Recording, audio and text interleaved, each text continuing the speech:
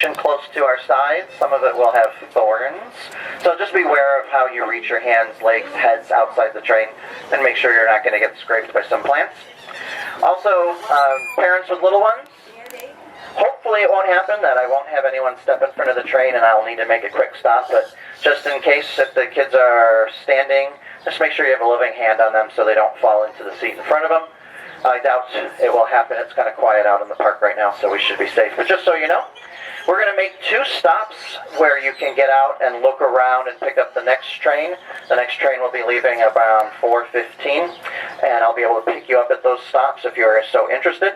If not, you can stay on the train for the entire route. We'll be about 20-25 minutes by the time we're right back where we started, right here. And with that, let's get going.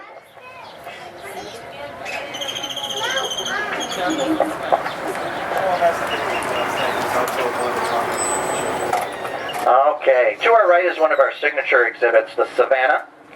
Now, Savannah is a grassland that receives seasonal rain.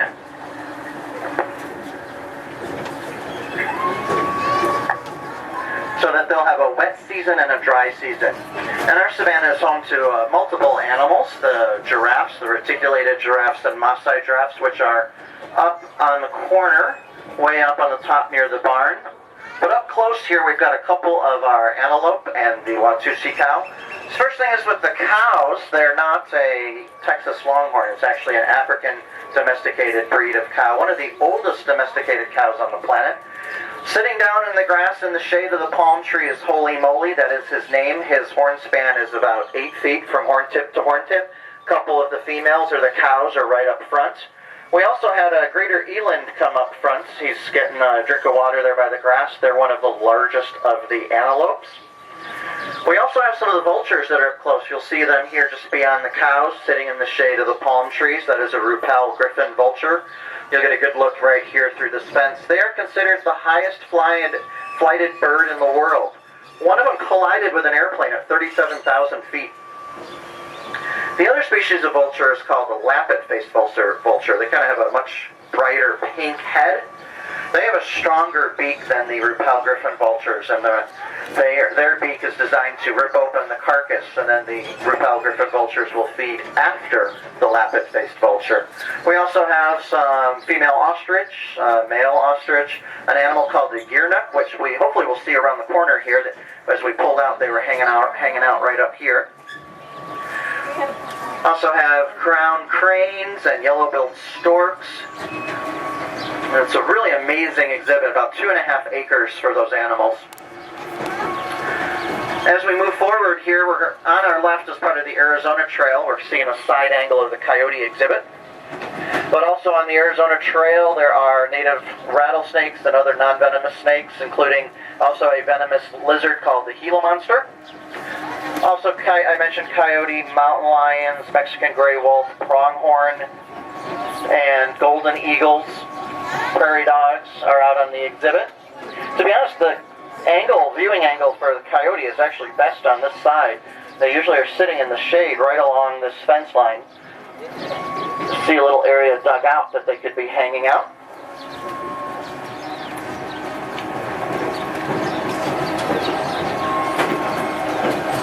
We're coming up now on, let's see if we had a vulture nest. Yes, as I pull up here, you're going to see some of the vultures. Look up the side of this exhibit, and I'll go pretty slow. The Rupel griffin vultures had a nest there on the ground, and there's a chick standing there. It's almost the same size as their parents already. Most of these birds of prey are full size in 3 months, but they will still need help and assistance from their parents for almost up to a year. So look up that little hill and look for the vultures on the nest. You might see a smaller one in between the 2 adults. Now I just passed, and you guys will be coming up to it here soon, is the fennec fox exhibit. This is a nocturnal fox. It's the smallest member of the dog family. Full grown, they're 8 inches tall. 4 inches of it is ears. And they weigh in about 3 to 3.5 pounds full grown. Now, unfortunately, they are nocturnal. Being an animal that is from the deserts of Africa, they tend to avoid the heat, so they are nocturnal, spend most of their time active in the evenings, or on overcast days. Cloudy days are a good time to see the fennec foxes. They will be active, more active than a day like today. Take a look at this acacia tree here on our left. In the back row, that young man told me he really is fond of giraffes. Look at the thorns on this acacia tree. And I'll pull up so everyone will be able to see it, but that is a staple food for the reticulated and Maasai giraffe. Their 18-inch long tongue is able to wrap on that branch, thorns and all. And their tongue is actually kind of slick. It's kind of slippery. And it's believed that that slippery tongue helps them just glide right off of the thorns. Coming up on some more thorns on this acacia. And again, the thorns is trying to help them prevent the giraffes and other browsers, animals that eat leaves, from taking all of their leaves.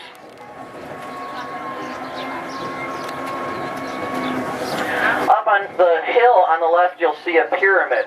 This pyramid is not part of the zoo, but it's part of Papago Park, which the zoo is part of Papago Park. And there's actually paths that will take you up to the pyramid. It's an interesting historical monument. It's where the first governor of Arizona resides. That's where he was buried, him and his wife and his wife's family. He was instrumental in getting Arizona from territorial status to statehood.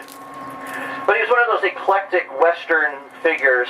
He was voted out of office but refused to leave. And it was a big to-do back in the day. But he was very instrumental, as I mentioned. Back in D.C., they were still concerned about Arizona being too wild to join the Union. But Governor Hunt was instrumental in us getting statehood. Those mountains to our left, we call those buttes. Those caves are formed by something called tuffoni. And it's a geological process. What happens is there's a conglomerate of sandstone and there's a bunch of other minerals. And basically the mud that holds that together eroded faster than the minerals. And so you get these big pockets popping out of those. So it's the erosion called tuffoni that creates those little caves. It's not water erosion. It's actually just the cement itself eroded faster. So we're on the Africa Trail right now, with one exception. Everything we're going to see is from Africa, and the one exception is to our left. This is our exhibit for our Sumatran tiger. And keep an eye open for it. I know the sprinkler's on and the waterfall's on, but this tiger actually likes water. Sumatra, where these guys are from, is an island in Indonesia. There are 6 types of tigers on the planet right now, and the Sumatran tigers are the last remaining tiger found on islands. So they're a warm weather tiger, so they tend to be a little bit smaller than their cousins in the mainland up in Russia and Siberia, which can weigh up to 600 pounds. These Siberian tigers will be about 200, these Sumatran tigers will be about 200. And here she is. She's sitting here in the shade right by the sprinkler. One thing as we're driving by, looks like Hadia. This is our female. She's very interested in the park ranger who's parked up here on our front right. And we're going to pull up, and the park rangers are going to drive by and watch how Hadia kind of keeps an eye on the park rangers. But she's right behind this palm.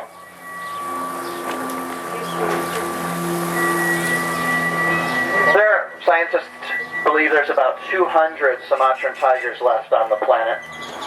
Loss of habitat is the big problem for these guys. But also they are viewed as pests and are killed for their skins.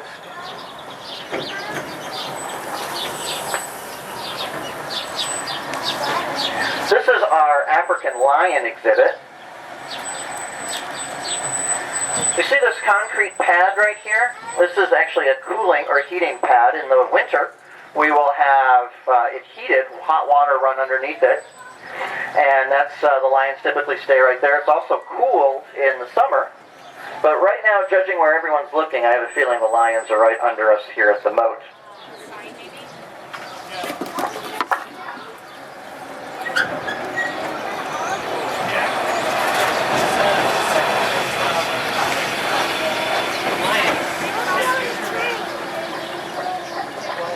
Okay, this is our first stop. You have the option of getting out, walking around, and picking up the next train, which will leave at 4:15. And then, so that will be me. I'm just going to come right back around, or you can stay right with us and just enjoy the ride. So, to our right are the rhinos, which we will get another angle at as we go down the hill. So it looks like everyone's set. I'm going to continue on.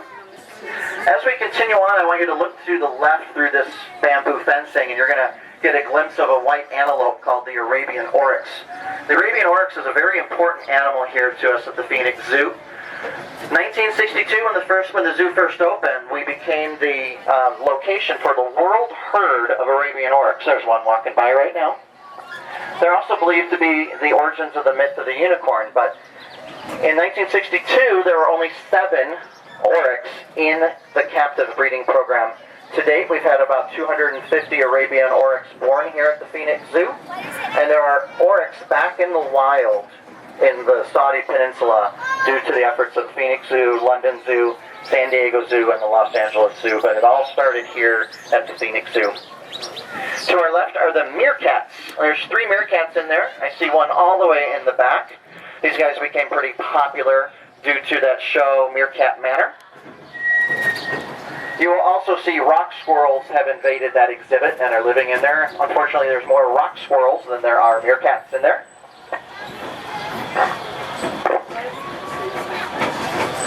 I get a little breeze going.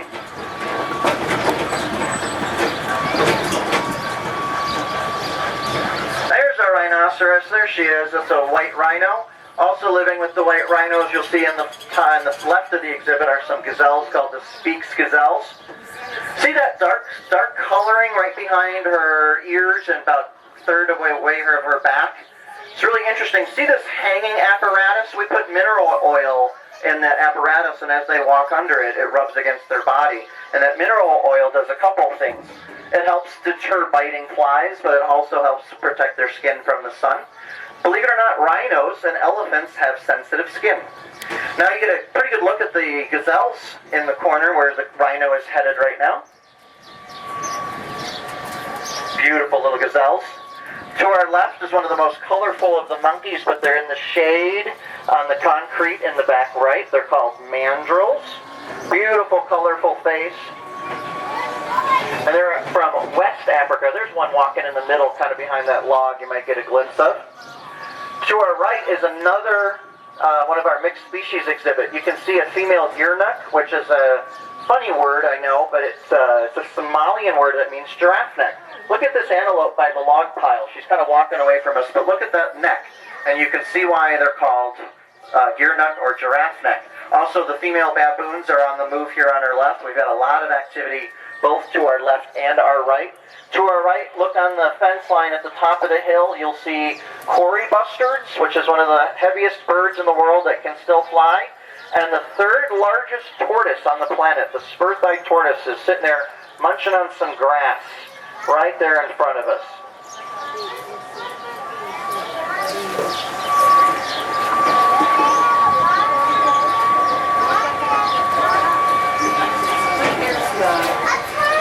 Coming up on our left, kind of our couple of our African carnivores. The African wild dog on our left, one of the most amazing carnivores in Africa, also one of the most elusive, not only in Africa but here at the zoo.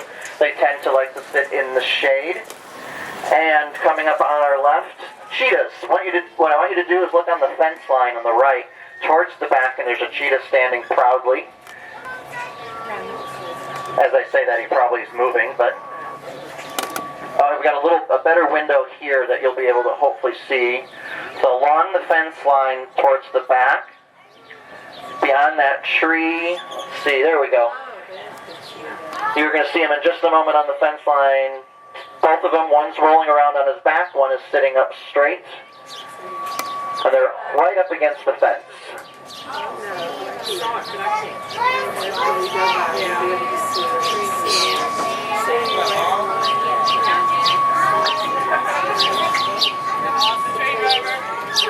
Yeah, you can see him again. We're coming up again. You'll be able to get a glimpse. Those spots and that coloring in that shade where it's kind of mixed light and shadow, you can see how that coloring really is pretty good camouflage to help them in that dappled light.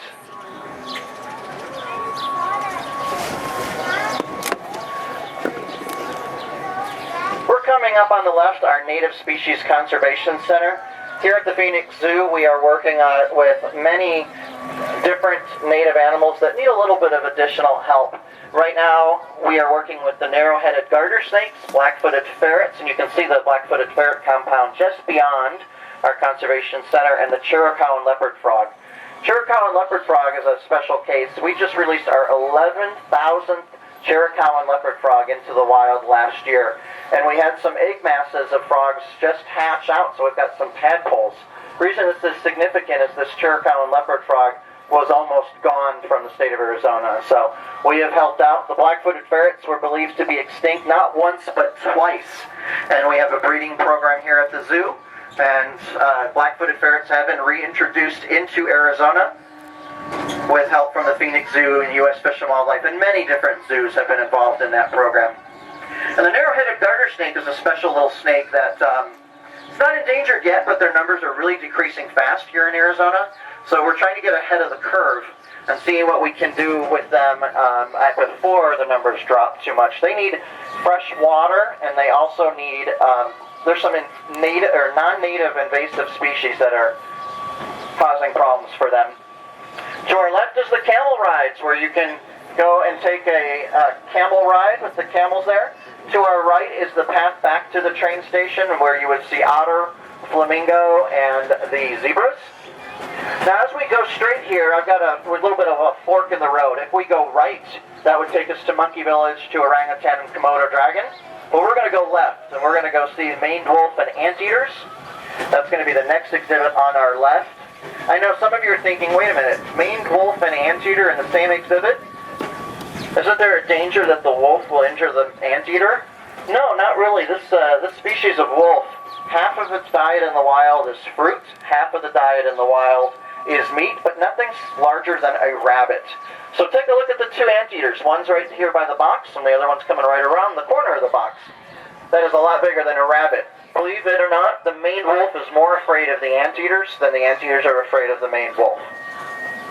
Anteaters have a tongue that's 24 inches long, 30,000 termites, 24 inches long, 30,000 termites in a given day that they'll eat. They do not have any teeth, but they have massive claws for ripping into termite mounds. So it's actually an animal that you want to keep your distance from. There's been reports of jaguars dying in the embrace of an anteater. It's not the norm, it's unusual. Here we have a male and female howler monkey. These guys are famous for the sounds they make. They're extremely loud. The male is the dark brunette. The female, Olivia, is the blonde. They are a unique monkey in that they have prehensile tails. So their tail is able to work just like another limb. So it's like they have 5 limbs instead of 4. To our left, you can actually see some kids in the equine facility in part of one of our classes called Horse Hands. Many kids want to get a horse for a pet, which is expensive.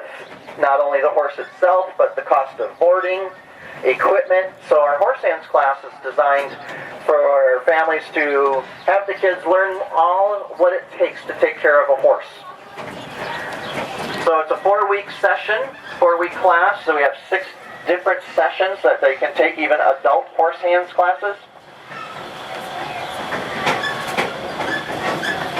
And so you can learn, make sure the kids are actually that invested in before you make that investment in getting the horse.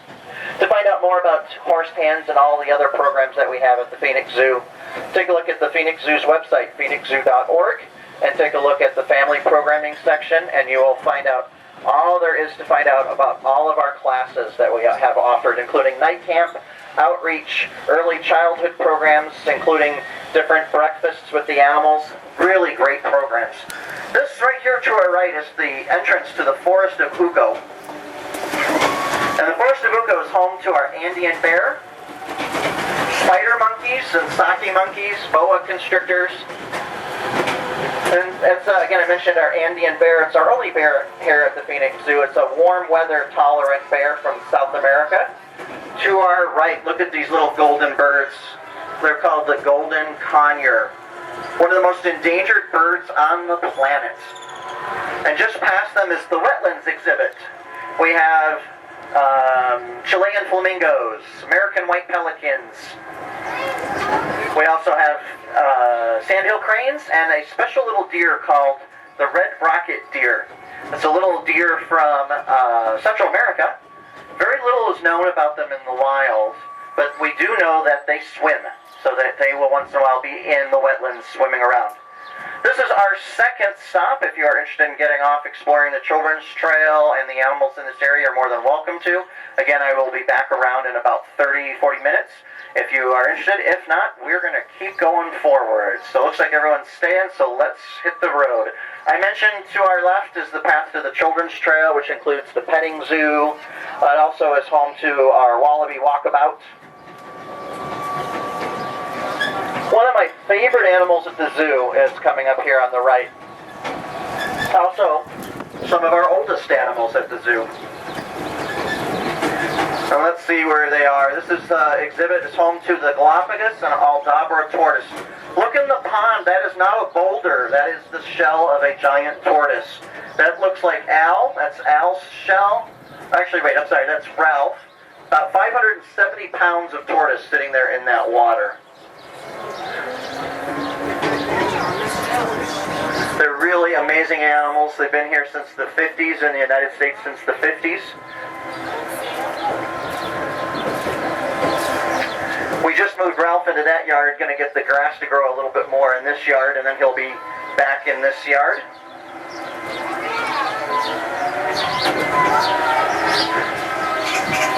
On our right are the toucans, and then our left is little path that takes us to jaguar and to a bunch of tropical birds. But look at these two toucans to our right.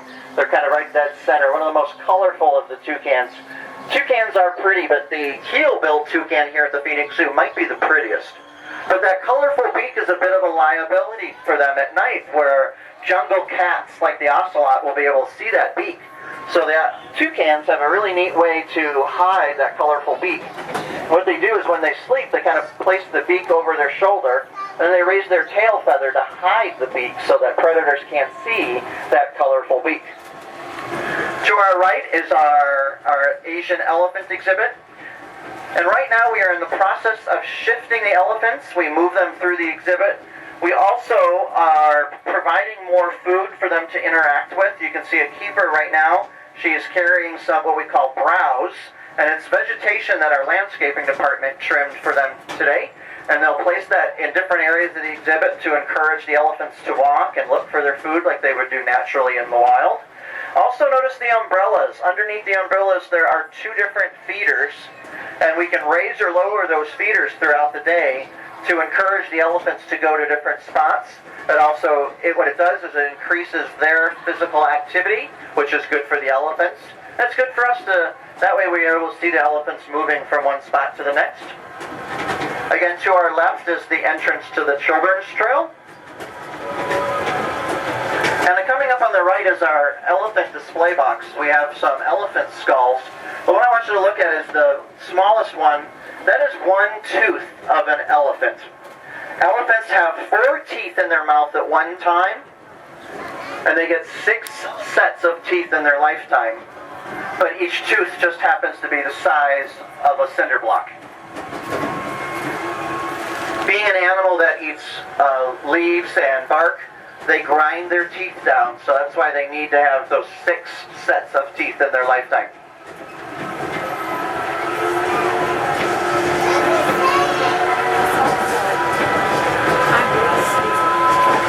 Now we've done a little bit of a loop around this lake. You may remember when I mentioned Monkey Village, Orangutan, and Komodo Dragon.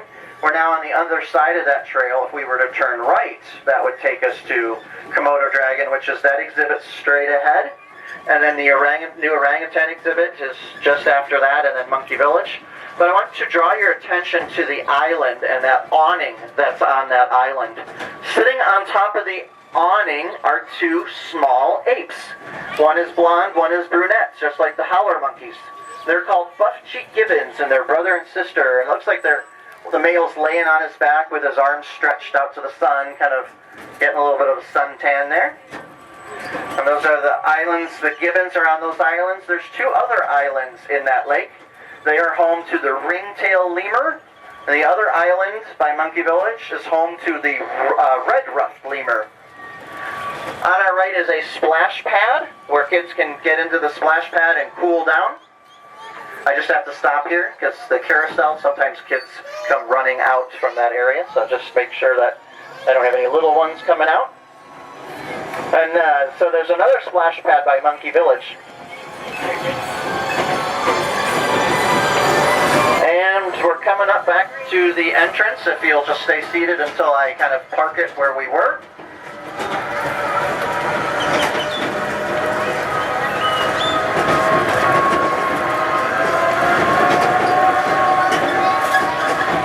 Oh, and good news, the giraffes are back up front. So right as we park here, look to your right and you'll see how close the giraffes are. They're almost right next to us where we're parking.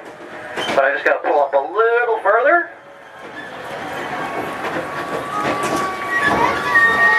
And you are free to go. Thanks, have a great day, and drink plenty of water. Thanks, everyone.